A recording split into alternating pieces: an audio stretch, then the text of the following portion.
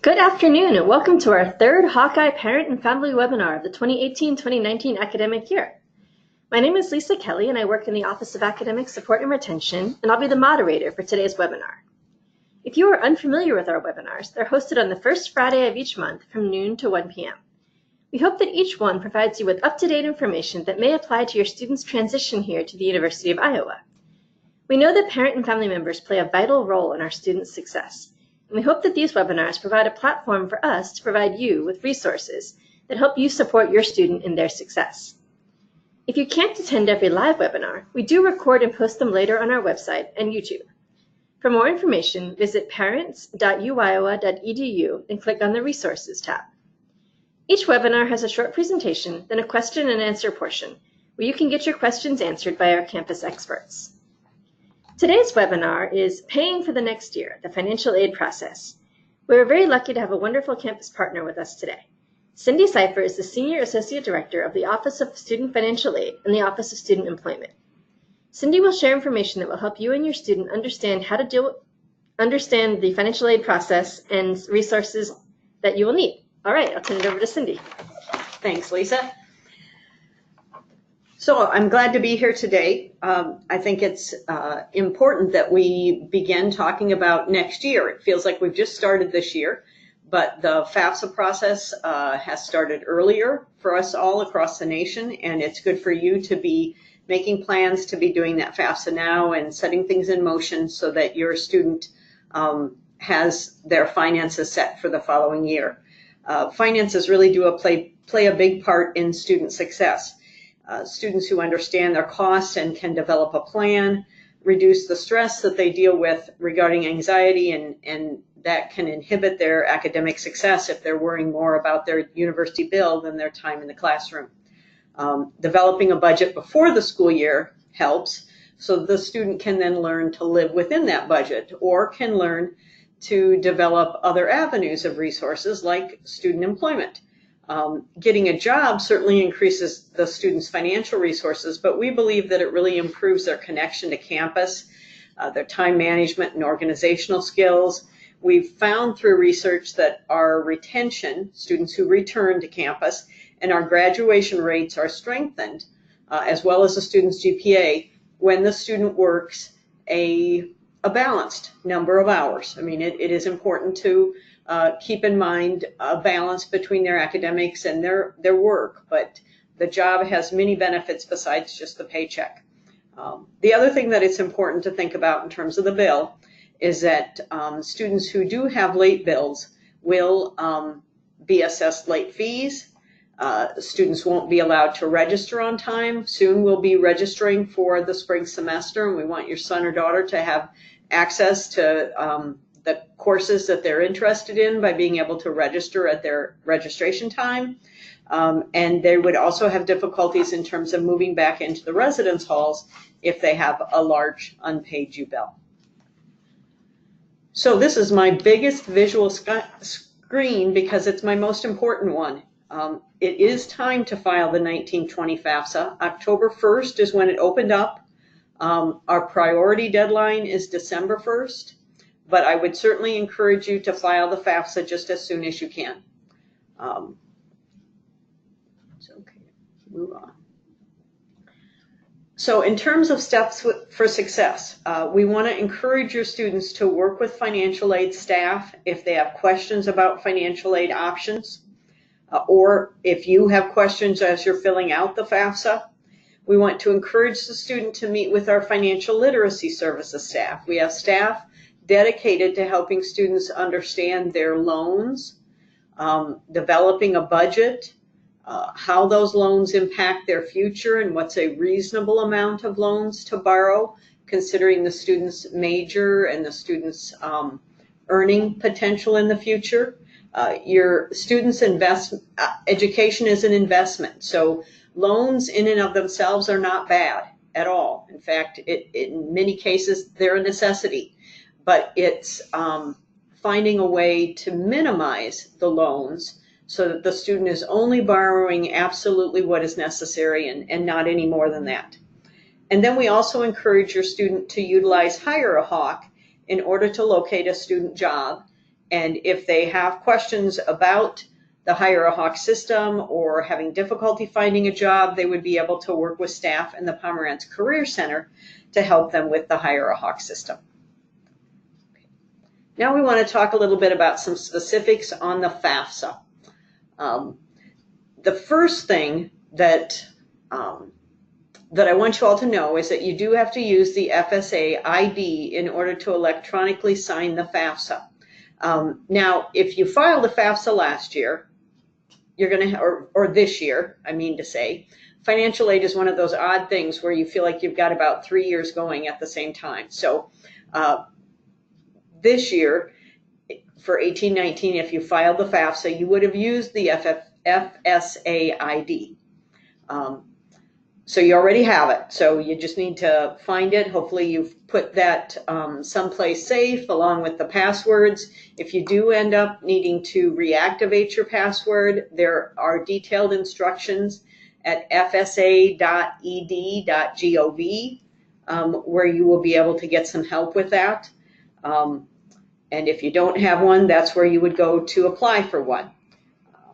Again, because I will probably mention this several times throughout the webinar, but October 1st is when the FAFSA opened and December 1st is our priority deadline, but we do encourage you to file just as soon as you can. This year, you would be using your 2017-18. Let me back up there a second, sorry. You will be using your 2017 tax information for the 2019-20 academic year. We are in a system where we use what's called prior year income. So for 19-20, we won't use prior year, which would be 18. We'll be using prior year income, which is 17. The positive thing about that is you're all done with taxes. It's going to be fairly easy for you because the information is there and easily accessible. The other thing we really want to encourage you to do is to use the IRS data retrieval tool on the FAFSA to pull the income information directly in from the IRS to the FAFSA. That eliminates a lot of easy human errors, and it also eliminates a step in the future if your file does end up getting selected for what's called federal verification, and we'll talk more about that later. So some common FAFSA errors, and some of these errors can occur even if you do use the data retrieval tool, but many of them get eliminated. But one common error that would be eliminated if you're using the data retrieval is the fact that sometimes individuals list the same income and assets for the student as they do for the parent. So when you're filling out the FAFSA, anytime it refers to you, in that case, it's referring to the student because it's the student's FAFSA. So the student is you and you are the parent, even though in many cases you are doing most of the work of filling out the FAFSA. So you think of yourself as you, and therefore it's easy to make that error of listing the information for both the student and the parent. Another error that will be eliminated if you use the data retrieval is that sometimes people list the same amounts for income and taxes paid. That will create a flag in the system because we'll know that can't be true, that there's a problem, and then we'll work with you to get that fixed. When we do communicate, we are going to be communicating by email. So we really ask that both the student and the parent provide email addresses on the FAFSA. And then that way we will be able to communicate with you directly if there are errors in terms of people not listing the FSA ID to electronically sign it, or errors with the processor that are going to prevent the calculation of the expected family contribution, or if we have requests later for just additional information. But it's important for both the student and the parent to be watching for University of Iowa emails. Now, your students have probably maybe even told you of the number of emails that they get here on campus. We get a lot regularly from a wide range of offices, from student organizations describing their activities and ways to get involved. So there's a lot to sift through. But what I would always say is that there are some offices that probably rise more to the top than others. And selfishly, mine is one of those. So when your student sees an email from the Student Financial Aid Office, they really need to pay attention to that, because generally we're asking for things that are going to help move the award along and make sure that your student doesn't miss out on any financial aid. Now, I talked about how we get some benefits by using prior year financial aid, and that we're using income that's already done. But one of the issues with that system is that things change.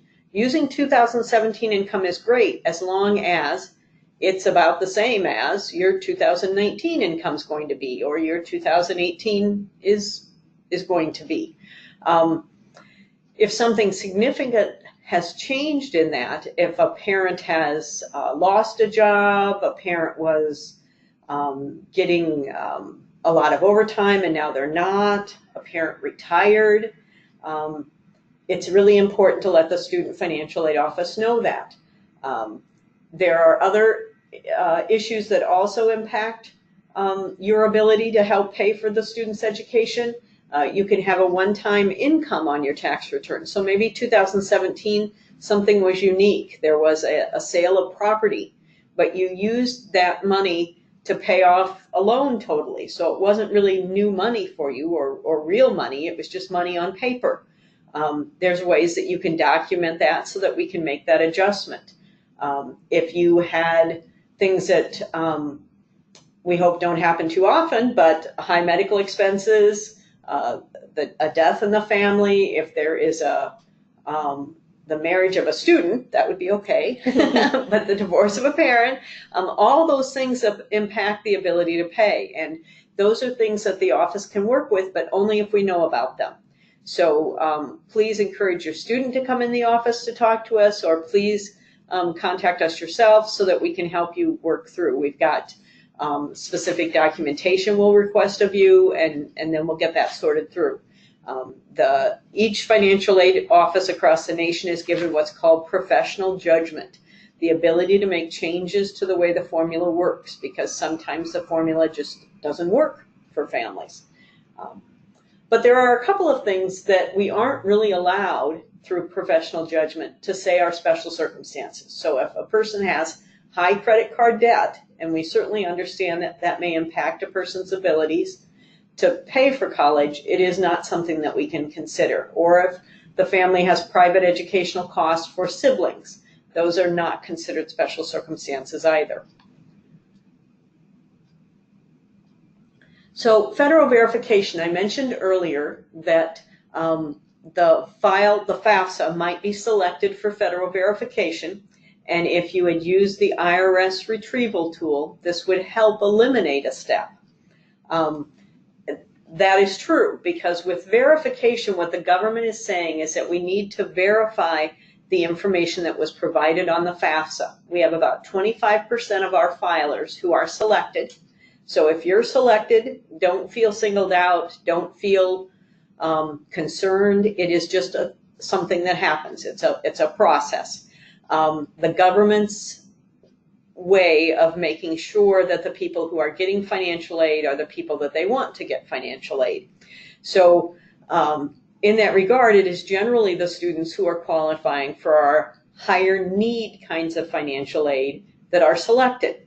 So students who are getting loans only generally don't get selected, but a student who is getting a federal Pell Grant will be more likely to be selected because the government wants to make sure that the student is actually qualifying for that grant.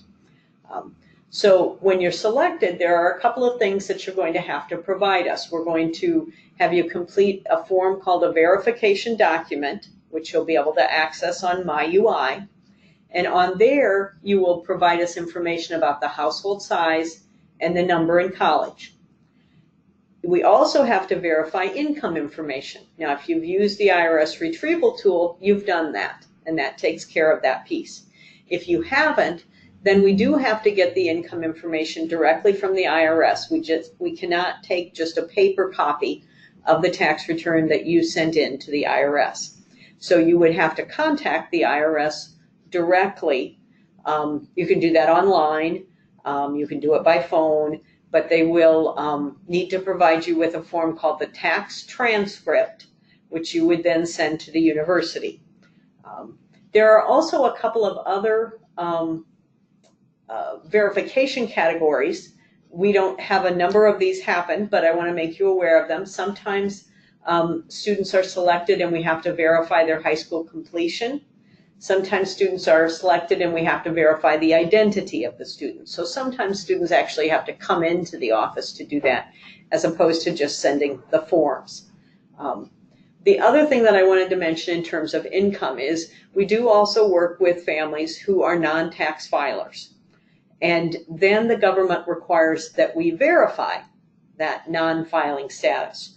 So then you also would contact the IRS, but then instead of getting the tax transcript, which shows your tax information, you would be getting a non-tax filer letter, which verifies that you did not file taxes for the IRS, and then you can provide that to the office. So now in terms of the awarding process, I just want to let you know a couple specifics in terms of financial aid that your students may have received for this year. There are scholarships and grants other than the Pell Grant, and all of the scholarships and grants that we work with, except the Pell, are limited to 8 semesters. So we're encouraging students to work towards that 4-year graduation. And there are a variety of support services and student success initiatives on campus that encourage that 4-year graduation. There are tutoring, there are supplemental instructions. There's just a variety of ways that we as an institution want to support that 4-year graduation as well. But it's important when your student's working with your academic advisor to, as much as possible, be developing the 4-year plan so that their scholarships and grants don't run out before they're graduating.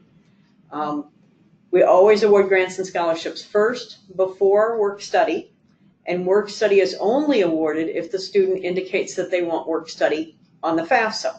So when you're completing the FAFSA, there will be a question about interested in work study. If you leave that blank, we will consider it a no. So if the student is currently working under work study or is interested in having work study in the future, they need to mark that yes. Now, sometimes there's confusion about what really is work study, and that's honest confusion. Work study can be a confusing topic because for all students, they're working if they are working, and they're studying because they're students, so they must be work study. So they don't understand that it is a federal financial aid program. And so it's one of the things that students will be considered for based on having financial need. They won't receive it if they don't have financial need, and they won't receive it if they don't ask for it. But work study can be a great benefit both to the student and the employer. The benefit to the employer is that the student is paid all of the wage, whatever they're being paid per hour, but then the employer only has to pay half of that wage, and the federal work study program pays the other half. So most of our employers on campus will hire a student whether they have work study or not. But there are some offices with limited budgets, and I'll admit mine office is one of those, that will only hire students if they have work study. So by having work study, it does open up your students' options a little bit more. But on the other hand, I would say they shouldn't worry if they don't have work study because they'll still find a job. We employ probably around 7,000 students a year under student employment, and only around 1,000 of those are work study. So there are a vast number of job options out there for the student who doesn't have work study. Okay, back to awarding. We're going to begin our awards this year in mid-February. For those of you who are returning, that is a month later than we've done it in the past. So that's important for you to know so that you're not wondering what happened and where my award letter is.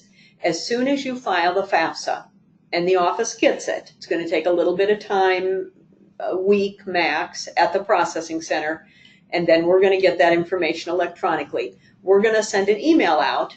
So again, that's why it's important to give us an email on the FAFSA so that we can send one to you. But we're going to send an email to the student's University of Iowa email address, and then we'll send an email to the address that we have for the parent on the FAFSA saying that we got it. So you'll have the assurance of knowing that we received it. But then you will not get an award letter until mid-February.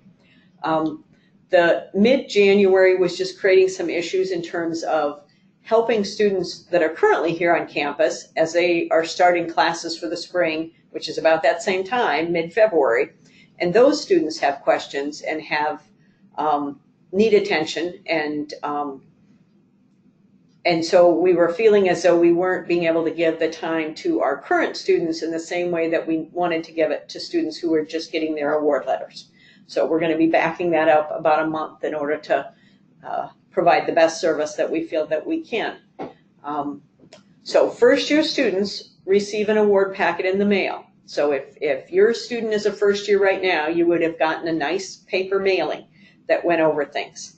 The important difference for you to know for next year is that you won't get that. You are getting just an email that will direct you to MyUI, and then under MyUI and under financial aid, there will be an award notification option, and that's where you can click and see the award. So even now, if you don't have your student's paper award or whatever, you can always go back to MyUI and you would be able to see all of the historical awards that student had received for that year. So it's a great resource to you. Now, the other thing I'll mention here, though, is that you do need to be set up with guest access in order to get on MyUI, and I'm hoping all of you already are set up.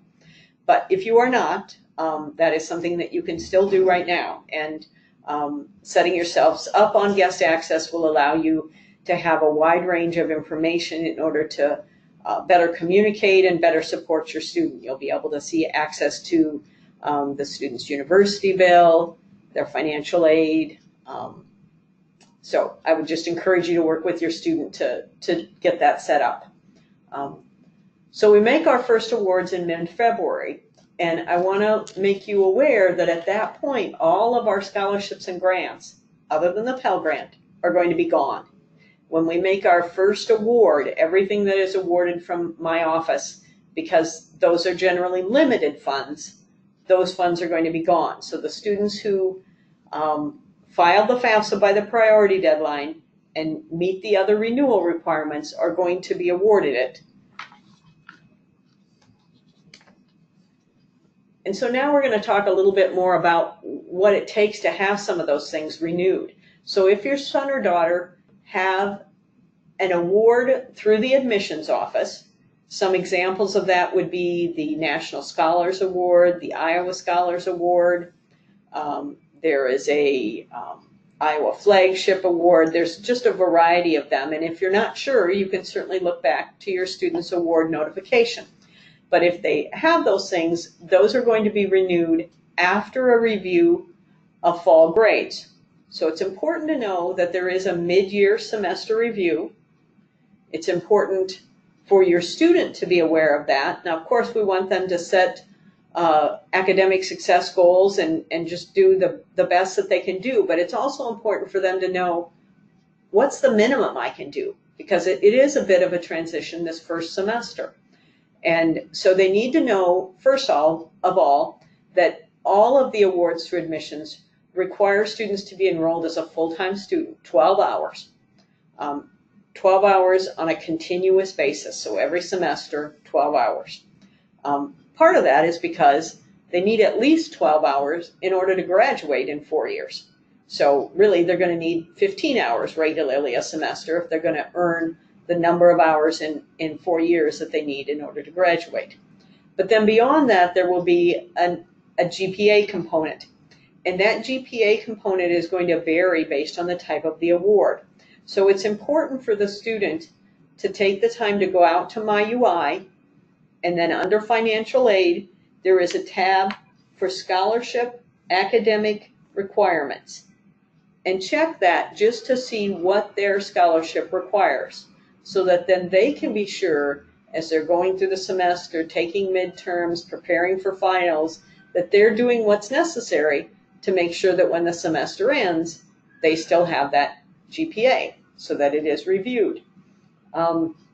Scholarships that are awarded through the Office of Student Financial Aid, which are called the Academic Success Scholarship. Sometimes students have an academic success for first-year students. Sometimes they will have an academic success for Iowa Community College students. Those are renewable, and those scholarships require the same in terms of full-time enrollment, and they all will require a 3.0 UI GPA. So at the end of the fall semester, that will be reviewed, and then those renewals will go on based on students continuing to demonstrate the merit requirements, and then if it is an academic success scholarship, the financial need requirements.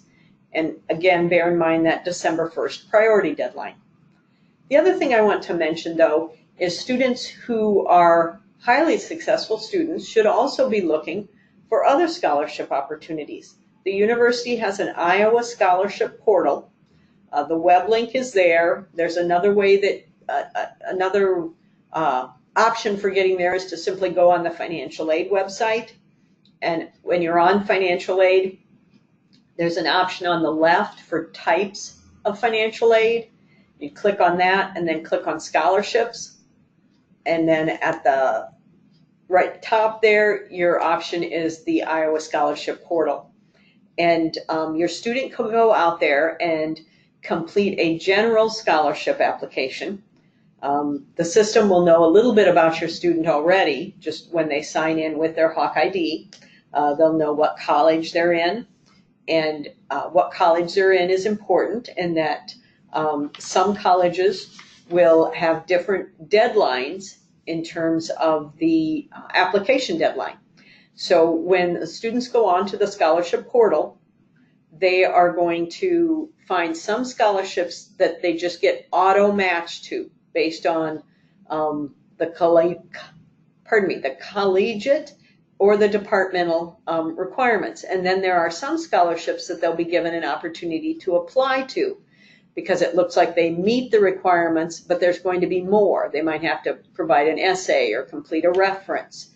And so taking the time to go in and complete the profile and general application is really important. Then if there are specific applications, the colleges will have deadlines. So engineering and business, those scholarships already opened up September 4th and go until early spring. For the College of Liberal Arts, that scholarship application will open up November 12th and go until February 1st. For the College of Liberal Arts, students generally have to have 60 hours in order to be considered for their upper class kind of scholarships. Generally need a 3.5 GPA, or if that is a need-based merit award, they need a 3.3. For engineering and business, those are really open to anyone in the college to apply for. And then the College of Nursing also has scholarships that are out there. They have an early deadline, a deadline that's already passed in September, and then they'll have another deadline in February, or another opportunity in February. So I would just encourage your student to take the time to go out and spend a little time there in the portal looking around. In terms of financial need, the FAFSA is going to determine what's called the expected family contribution. Now, being a parent myself and filling out the FAFSA myself, I will say that there are times when I completed it and the expected family contribution didn't quite match up with what I thought I was going to be able to provide to my student. But what I want to reassure you of is that this is the same formula that's used for students across the nation at any college. And that if there are things that are impacting your ability to meet that expected family contribution, that you should let the school know. Sometimes students fill it out, or families fill it out one year, and if they don't qualify for what they're interested in, they don't fill it out again. But it's important to know that there can be changes in your circumstances that will make a huge difference. For instance, if you only had one student in school this first year, but now next year you're going to have another student going to college, I would definitely encourage you to apply, because that expected family contribution is split between those two students. So the need is going to go up dramatically because that family contribution has been split in half, has gone down quite a bit. What is different across the nation is that the schools determine their own cost. So the University of Iowa will determine its own cost, will use the expected contribution from the formula, and then the remainder, the amount that's the difference there, is the student's financial need. Now, at this point, we just have costs developed for the 18-19 year, and I've given you the web link that you can go and view those. We won't have the 2019-20 cost developed yet for a while. We'll have them developed in terms of our best estimates when we do our awards mid-February. But if you recall, this year, the Iowa Board of Regents did not finalize tuition until June. So June of 18, we would have known what our tuition was going to be for fall of 18. I think it's likely that we're going to have that practice continue. So if in June of 19, there is an increase, a difference, then we're going to be re-awarding students and sending new financial aid notices out to people. But when we award mid-February, we will give students the best sort of estimate that we have at that time. I think it's important for you to know that when we build a cost of attendance, we do calculate in things that are variable, and we're going to go into those in more detail here in the next slide. But the eligibility for grants and scholarships and loans is going to be based on financial need. The subsidized loan is going to be based on financial need.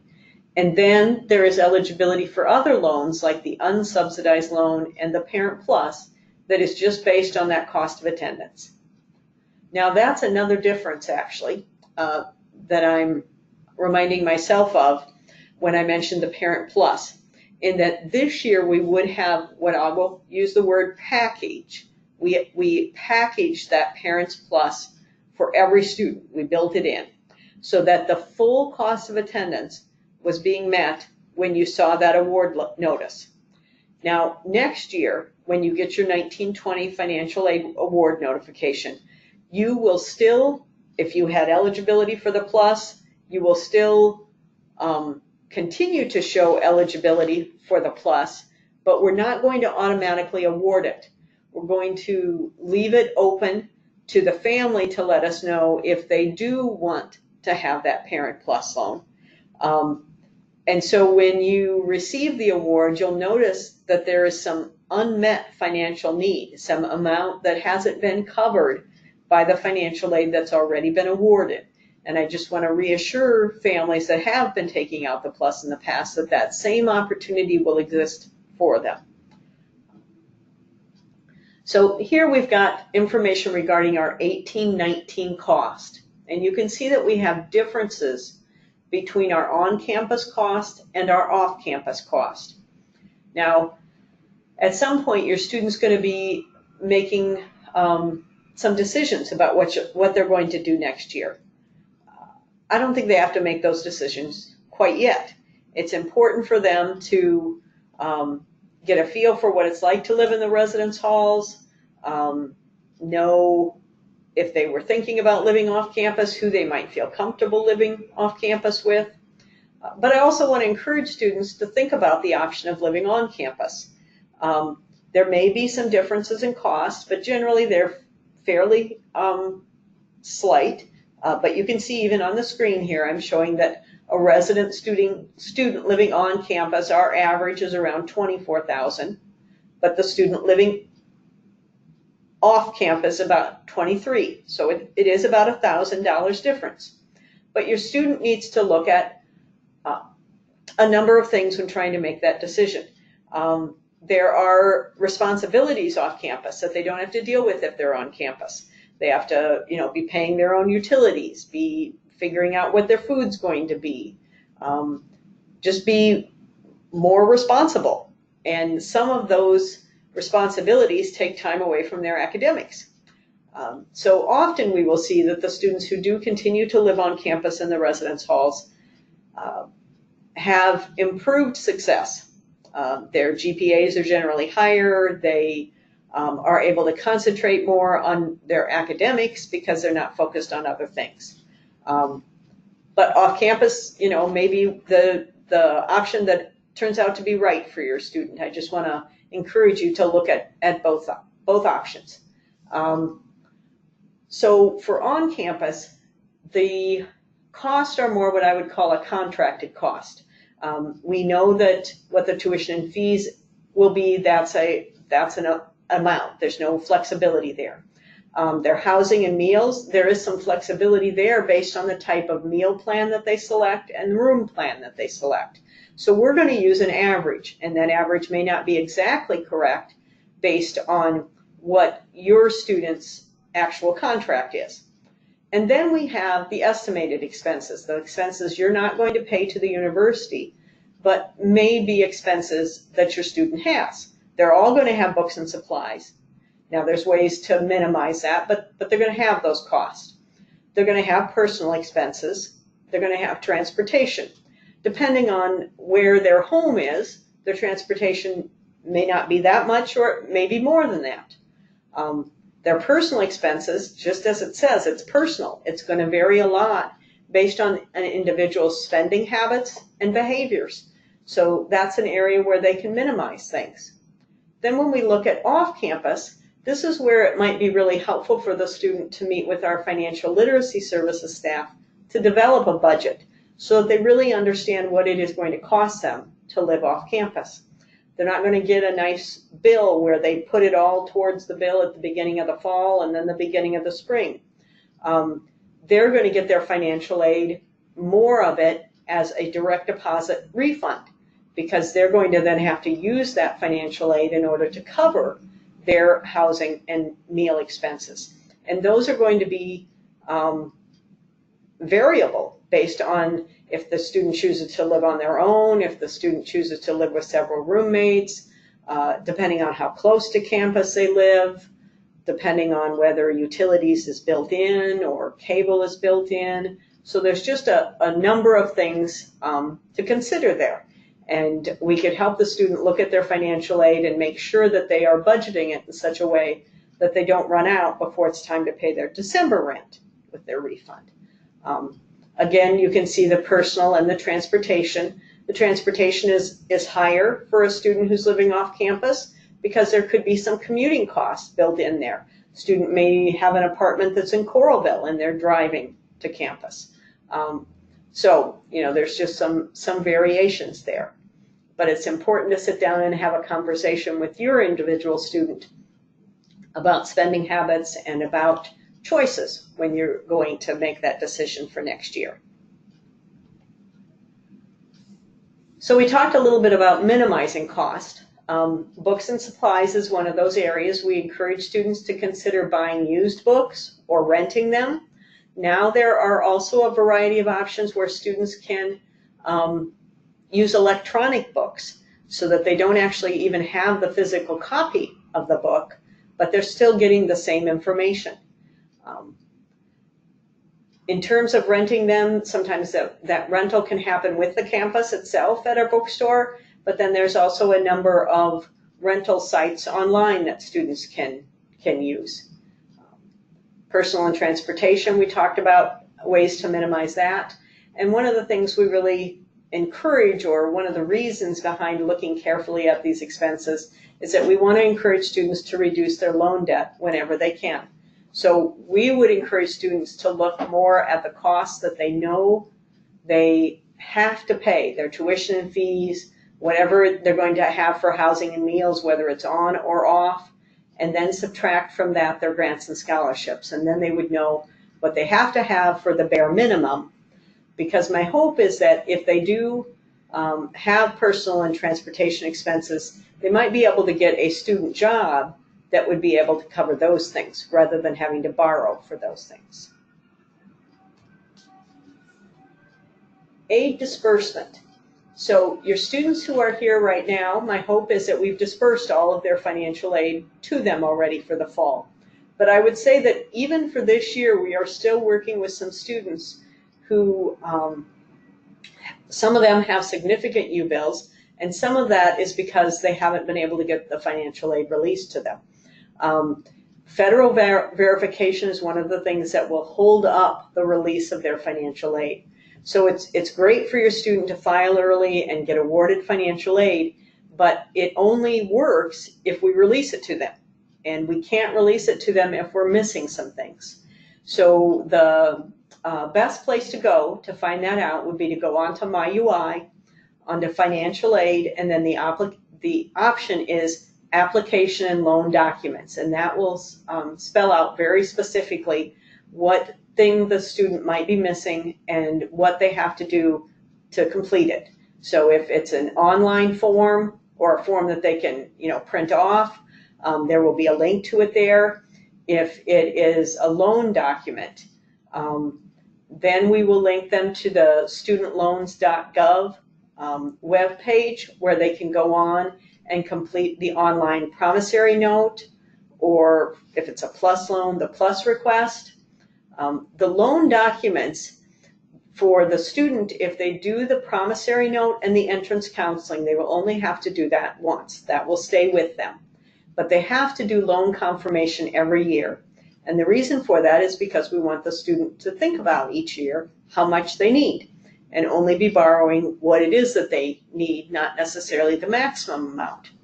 For the parent, if the parent takes out the PLUS loan, they would do the master promissory note once, but the PLUS request they would have to do every semester actually, so that they can determine exactly how much it is that they need for that semester, not the maximum amount that they could get. In terms of release of the financial aid, if there is money that's in excess of what we need, the university needs to cover the billed amounts for tuition and fees and housing and meals, we will refund that. And we'd like to always refund it by direct deposit. The student gets it faster, so we encourage the student to set that up, which once again they will do on MyUI. So you're getting the theme here. MyUI is certainly the place that both you and your student want to go and feel comfortable using all of the options there.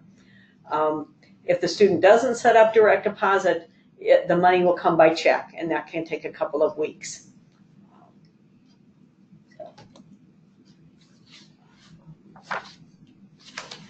Okay, so I guess we were almost done here, but I just want to leave you with some contact information for the office.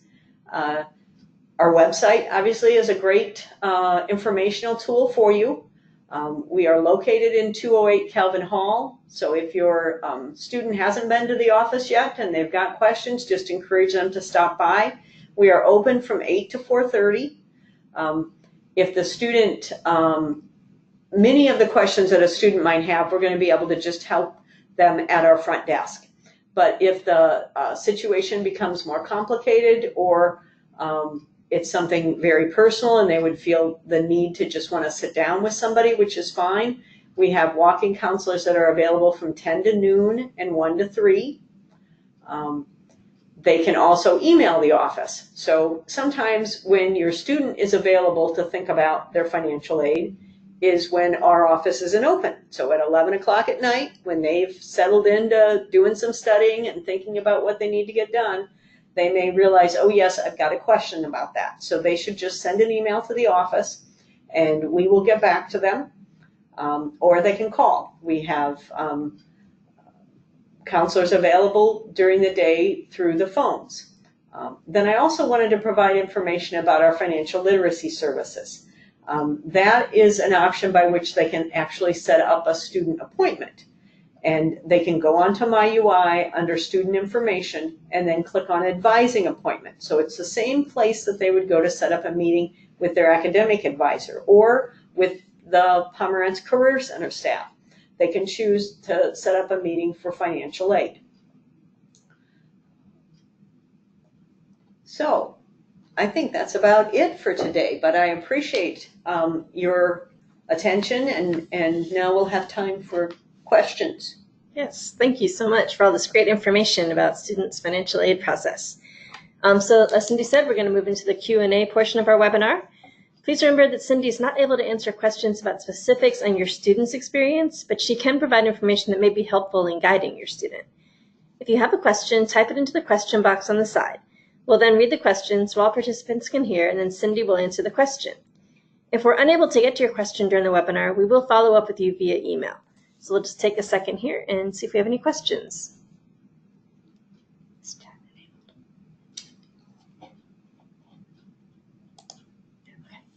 Okay, one question is, at what amount of the U-bill will that trigger a hold on registration? Like how high of a, or how low? That's a good question. Well, first I want to say that any amount that is past due on the U-bill is going to trigger a late fee at the end of the month. So they'll get a late fee of $25 at the end of the month if they owe anything. In terms of what would prevent them from registering, I think it is generally anything. But I think that if it's 500 or less, we can often work with the student to figure out a plan by which they're going to be able to pay that off. That's good. Yeah. Absolutely sure. If a student dips below the GPA necessary to maintain a scholarship, is there a probation period, or is there an appeal process, or is it just cut off? That's a good question too. Because we want your students to know that we're here to support them in their success. And so if their scholarship requires a 3.0 and they happen to get a 2.9, the last thing I want to do is be sending your student away without a scholarship. So, but they could have had other things happen, and it could have been a much more substantial kind of dip. So anytime the student doesn't get their scholarship renewed, what I want the student to know is that there is an appeal process. When they get the communication saying that the scholarship has been canceled, there will be a link in there to the admissions office website or admissions office email where we accept all of the appeals. And the student would just be asked to give some brief information about what might have been difficult for them that semester, what might have gone wrong, so to speak, and what they anticipate is going to be different. And the other place that we didn't really talk about appeals, but there is a process called satisfactory academic progress. That is reviewed more on an annual basis. But again, if a student ever receives a notification indicating that they're not eligible for financial aid, there will be an appeal. And in the communication, there will be directions as to how to appeal. So just be encouraging your students to, again, be mindful of those emails, because the email is what's going to have the information if something's changed, and then it's going to have the information in terms of how to go about appealing. And what your students should know is that things happen, and things can happen in any semester, but they can particularly happen in a first semester where a student is just transitioning and learning what it's like to be a college student as opposed to a high school student. And we want students to go ahead and file an appeal and let us know of the circumstances that cause their difficulties. Okay. And you mentioned earlier that since we used 2017 tax information for the 2019 or so school year, if something has changed, like another student's in college, or we've had a change in financial situation, do you modify the FAFSA directly, or do you just contact UIOA to talk about those changes? Yeah. For the number of students in college, that will be something the family will be able to indicate on the FAFSA when they complete it. Now, they could even, let's say when they fill out the FAFSA October of 2018, the sibling thought they were going to go into the armed services, or they thought they were going to just work, and then they decide to go to college. They certainly can go into the FAFSA and make that correction. So I don't mean that they can't do that. But most times they might know that at the beginning. But in terms of those kind of income changes, the form itself is going to require that you put the 2017. So you have to do that. And then the only way to get the adjustments made is to contact the office. So you would call, or the student could come in, or you could send an email and just say, I filed my FAFSA, but the income information I listed isn't accurate anymore, and this is why.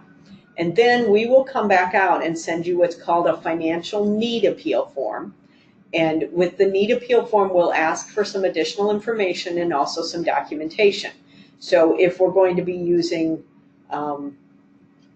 2018 income, we'll ask probably for a copy of that tax return once the year is over, because you're not going to be getting the award that tells you what kind of financial aid the student's getting until mid-February, although you might know already in like December that something's way off. So you could contact us, and if you have the taxes done, we'll ask for those. If you don't, because it's before you would have done the taxes, we could just get pay stubs. So we'll ask for things to document, or if it's a one-time income change, we'll ask for documentation to show how that money was spent. Okay. I think that's all the questions we have right now. So we're going to wrap up for today. Thank you again to Cindy Cipher for joining us today. Reminder that all webinars are posted online at http://uc.uiowa.edu/family resources. That's a lot, but they are posted. And you can find it on the Parent Network website as well, on the University of Iowa site. Additional questions, if you have them, can be sent to uc-retention@uiowa.edu, and you'll get a response from a University of Iowa staff member. Please join us for next month's webinar, Study Abroad, What's It All About?, on Friday, November 2nd from noon to 1 p.m., hosted by the Study Abroad office. Thank you so much for joining us today. On Iowa, go Hawks!